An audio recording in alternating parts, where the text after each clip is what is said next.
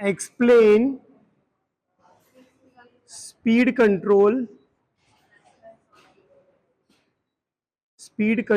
methods of DC shunt motor.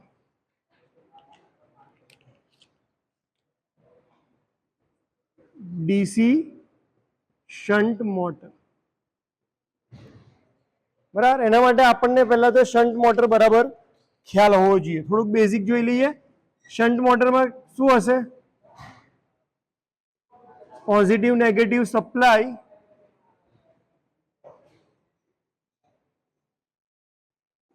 અને field winding કેવી હશે? પેરેલલમાં. આ મોટર છે. મોટર પ્રોડ્યુસ કરશે બેક ઈએમએફ કોની સામે? વોલ્ટેજની સામે. અહીંયાથી નીકળશે આર્મેચર, અહીંયા અંદર એન્ટર થશે આર્મેચર કરંટ, અહીંયા હશે આર્મેચર રેઝિસ્ટન્સ, અને એટલા માટે હું એવું લખી શકું કે ભાઈ ઈબી ની વેલ્યુ જે બેક ઈએમએફ પ્રોડ્યુસ થાય છે એની વેલ્યુ કેટલી હશે? તો કે જે સપ્લાય વોલ્ટેજ આપીએ માઇનસ આર્મેચરમાં જે ડ્રોપ થાય એટલી. ઈબી ઇક્વલ ટુ શું થશે? Voltage minus IAR. તમને યાદ હોય તો જનરેટરમાં આપણે પ્લસ કરતા હતા, મોટરમાં બધું શું થશે? વેલ્યુ શું થશે? વી માઇનસ આઈએઆર. અચ્છા, આપણે કરવાનું છે શું? Speed control. સ્પીડ કંટ્રોલ માટે મને એક જ ઇક્વેશન ખબર છે કે EB equal to 5Z NP divided by 60A. એમાં A constant, 60 constant, P constant, Z constant. એટલે ઈબી ખાલી કોના ઉપર ડિપેન્ડ કરે છે? ફાઈ અને એન. મારો ઇન્ટરેસ્ટ સ્પીડને કંટ્રોલ કરવામાં છે, એટલે એન ઇક્વલ ટુ શું થઈ જશે? EB upon phi. અચ્છા, ફ્લક્સ કોના લીધે પ્રોડ્યુસ થાય છે? કયા કરંટને લીધે? Field current. આપણા કેસમાં શન્ટ મોટર છે એટલે ફ્લક્સ એના લીધે ડેવલપ થશે? ISH. એટલે હું અહીંયા લખી શકું કે ભાઈ એન કેટલી વસ્તુ પર ડિપેન્ડ કરે છે? તો કે ઈબી અને ISH. એમાં પણ ઈબી ઇક્વલ ટુ શું છે? વી માઇનસ આઈએઆરએ. એના છેદમાં શું આવી જશે? ISH. આ ઇક્વેશન તમને લાવતા ફાવે અથવા સમજતા ફાવે તો તમને ખબર પડી જાય કે જો મારે શન્ટ મોટરની સ્પીડ ચેન્જ કરવી હોય, કેમ એવું લખવું પડે છે કે ચેન્જ કરવી હોય તો? કારણ કે શન્ટ મોટર બાય ડિફોલ્ટ કેવી મોટર છે? કોન્સ્ટન્ટ સ્પીડ મોટર છે. કેમ એવું કહેવાય છે કે કોન્સ્ટન્ટ સ્પીડ મોટર? હવે અહીંયા જુઓ, સ્પીડ કોના પર ડિપેન્ડ કરે છે? વોલ્ટેજ આઈએઆરએ અને ISH. ફ્લક્સની વેલ્યુ શન્ટ મોટરમાં કેવી હોય? કોન્સ્ટન્ટ. કેમ? કારણ કે ISH કોન્સ્ટન્ટ હોય. ISH કેમ કોન્સ્ટન્ટ હોય? કારણ કે V કોન્સ્ટન્ટ, RSH કોન્સ્ટન્ટ. આ બંને કોન્સ્ટન્ટ તો કરંટ કોન્સ્ટન્ટ, કરંટ કોન્સ્ટન્ટ તો એના લીધે જે ફ્લક્સ પ્રોડ્યુસ થાય છે એ બી કેવો આવશે? કોન્સ્ટન્ટ. એટલે પહેલી વસ્તુ તમારો ISH કોન્સ્ટન્ટ થઈ ગયો, વોલ્ટેજ કોન્સ્ટન્ટ થઈ ગયો, અને IARA ડ્રોપ કેવો છે?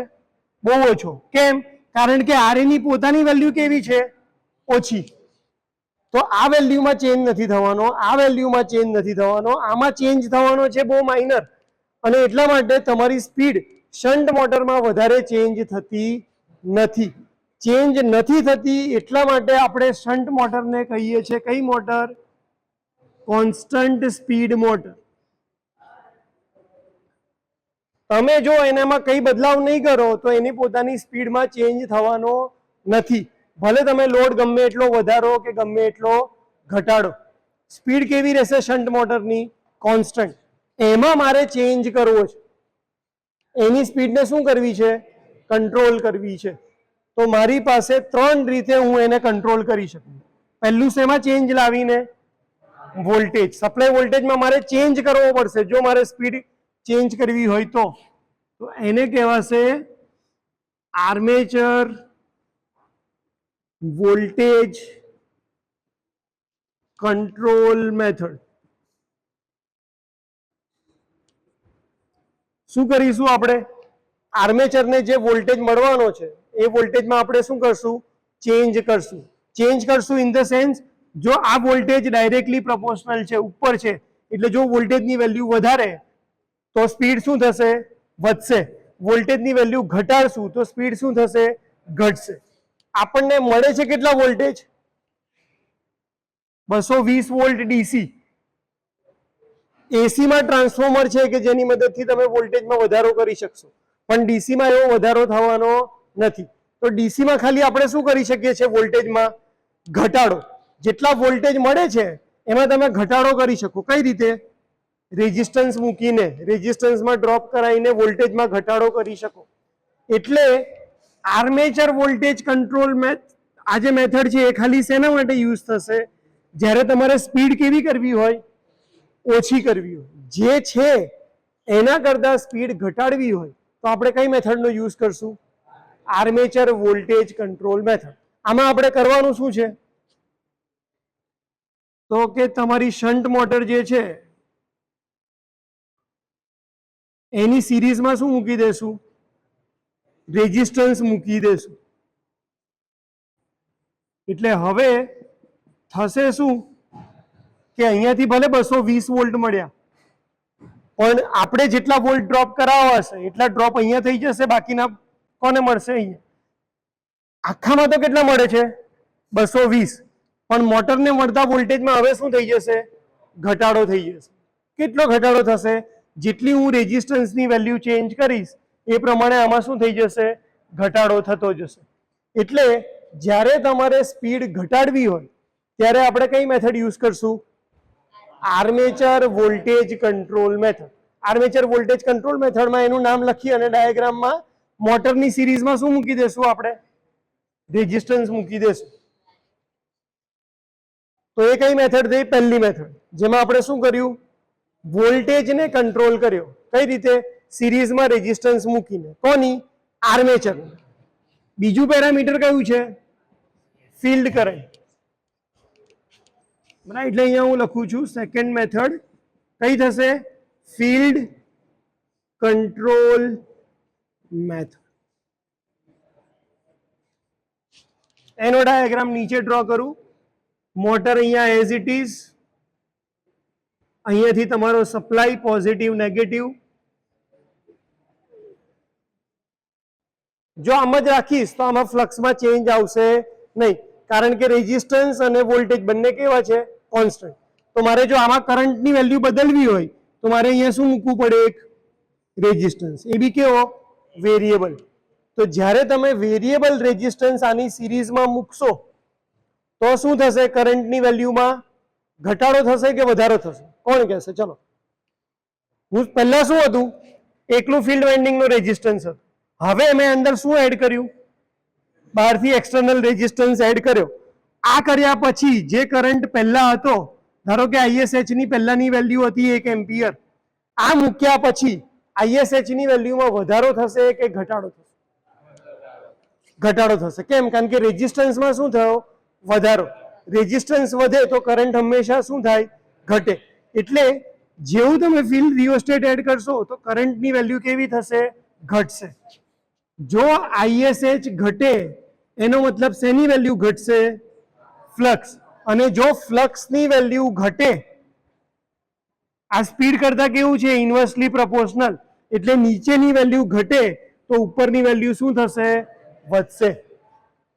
તો ફિલ્ડ કંટ્રોલ મેથડ ક્યારે યુઝ કરશું? જ્યારે તમારે જે સ્પીડ આપી છે એના કરતા સ્પીડ કેવી કરવી હોય? વધારવી હોય. એટલે 1500 RPM ઉપર ફરે છે અને તમને કોઈ કહે કે 1600 RPM એ ફેરવો, એટલે સ્પીડ કેવી કરવાની છે? વધારવાની છે. તો તમે રિયોસ્ટેટ કોની સિરીઝમાં મૂકશો? ફિલ્ડની સિરીઝમાં. કોઈ તમને એવું કહે કે 1500 RPM એ ફરે છે અને 1300 RPM ઉપર ફેરવો, તો તમે શું કરશો? આર્મેચરની સિરીઝમાં શું મૂકશો? રેઝિસ્ટન્સ મૂકશો. કારણ કે આર્મેચરની સિરીઝમાં મૂકશો તો શું થશે? વોલ્ટેજ ઘટશે. વોલ્ટેજ ઘટશે તો તમારી સ્પીડ શું થઈ જશે? ઘટશે. કારણ કે આ કેવું પ્રોપોર્શનલ છે? ડાયરેક્ટલી. એટલે આ વધે તો આ વધે, આ ઘટે તો આ ઘટે. વધારવાનો કોઈ પોસિબિલિટી છે નહીં, કારણ કે ડીસી ને વધારાશે નહીં, ખાલી ઘટાડાશે. તો સ્પીડ ઘટાડવી હોય તો કઈ method? Armature voltage method, speed ઘટાડવી હોય તો વોલ્ટેજ કંટ્રોલ મેથડ, અને વધારવી હોય તો ફિલ્ડ કંટ્રોલ મેથડ. ત્રીજી એક મેથડ છે જેને કહેવાય છે, આ ઇક્વેશન આવડે તો તમને 3 મેથડ યાદ આવી જશે. ત્રીજી મેથડ છે આર્મેચર રેઝિસ્ટન્સ કંટ્રોલ મેથડ. વી પરથી પહેલી મેથડ કઈ બની? Armature voltage control. આના ઉપરથી બીજી મેથડ કઈ બની? Field control method. અને અહીંયા IA અને RA છે તો હું એવું નથી કહેતો કે આર્મેચર કરંટ, કારણ કે આર્મેચર કરંટ આપણા હાથની વસ્તુ નથી. મોટર ઉપર લોડ વધારે પડ્યો તો કરંટ વધારે ખેંચશે, મોટર ઉપર લોડ ઓછો પડ્યો તો કરંટ કેવો ખેંચશે? ઓછો. તો IA ને તમે ચેન્જ નહીં કરી શકો. ચેન્જ કોને કરી શકો? RA ને. ધારો કે હું આની સિરીઝમાં રેઝિસ્ટન્સ મૂકી દઉં તો ટોટલ RA ની વેલ્યુ કેટલી થઈ જશે? વધી જશે. અને આ વેલ્યુ વધે, કઈ વેલ્યુ? આની વેલ્યુમાં વધારો થાય તો એનો મતલબ ઓવરઓલ ક્વોન્ટિટી કેવી થશે? ઓછી થશે. સપોઝ આ વોલ્ટેજ 200 છે, પહેલા કરંટ હતો 1 એમ્પિયર અને RA ની વેલ્યુ હતી 1 ઓહ્મ, તો અહીંયા વેલ્યુ કેટલી આવી? 199. પણ હવે હું આ રેઝિસ્ટન્સની વેલ્યુ વધારીને 5 ઓહ્મ કરી દઉં છું તો હવે આ વેલ્યુ કેટલી થઈ જશે? 195. પહેલા વેલ્યુ કેટલી હતી? 199. હવે કેટલી છે? 195. એટલે સ્પીડમાં શું થશે? ઘટાડો થશે. પણ કેવો ઘટાડો થશે? બહુ માઇનર ઘટાડો થશે, બહુ વધારે ફરક પડતો નથી. જેવો આ વોલ્ટેજને લીધે ફરક પડતો હતો એવો સ્પીડમાં વધારે ફરક પડશે નહીં. એટલે ધારો કે કોઈ મને કહે કે 1500 થી 1200 RPM ઉપર લઈ જવું છે તો હું કોને ઘટાડીશ? વોલ્ટેજ કંટ્રોલ મેથડને યુઝ કરીશ અને રેઝિસ્ટન્સની વેલ્યુ કેવી રાખીશ? બહુ વધારે. 0 થી 100 ઓહ્મનો રેઝિસ્ટન્સ રાખીશ. કેમ?